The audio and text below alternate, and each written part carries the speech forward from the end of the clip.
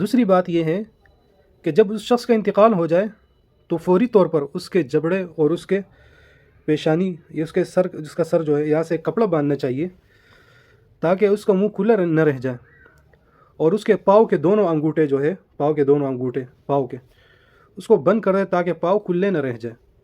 یہ سب سے پہلے اور فوری طور پر کام کرنے کے ہیں، یعنی کسی شخص کے انتقال کے بعد پہلا کام یہی ہے۔ اب اس کے بعد جو چیز ہے وہ تجہیز اور تکفین۔ تو سب سے پہلے آپ رشتہ داروں کو فوری طور پر اطلاع دے دیں کہ رشتہ دار آ جائیں۔ اس کے بعد قبر کی تیاری کا حکم دے دیں کہ قبر کی تیاری شروع کی جائے۔ تجہیز و تکفین، ان چیزوں کے لیے آپ شروع ہو جائے، تیار ہو جائیں ان چیزوں کو کرنے میں۔ بسا اوقات ہمارے معاشرے میں ایسا ہوتا ہے کہ لوگ، کسی شخص کا انتقال ہو جائے تو اس کا بھائی یا اس کا بیٹا یا اس کا ابو یا اس کا کوئی رشتہ دار کہیں دور ہوتا ہے، جیسے کراچی میں کسی کا انتقال ہوتا ہے، وہ اسلام آباد میں، کوئٹہ میں، لاہور میں، یا باہر کسی ممالک میں سے کسی ملک میں، جیسے لندن میں، امریکہ میں، کسی بھی جگہ پر ہوتا ہے، تو وہ کہتے ہیں انتظار کر لو، ان کا انتظار کر لیں گے۔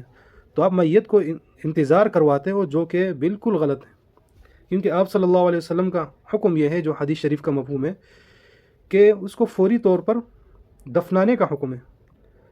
کیوں؟ اگر اچھا آدمی ہے تو اس کو اچھی جگہ پر پہنچا دو، اگر برا آدمی ہے تو اس کو جلد از جلد اس کے اس بوجھ کو ہٹا دو اپنے آپ سے۔ تو ہمیں حضور صلی اللہ علیہ وسلم اور اسلام کی تعلیمات کو دیکھنی چاہیے، اپنی خواہشات کو مد نظر نہیں رکھنے چاہیے۔ اسلام اسی کا نام ہے، خواہشات کے بتوں کو توڑنے کا نام ہے۔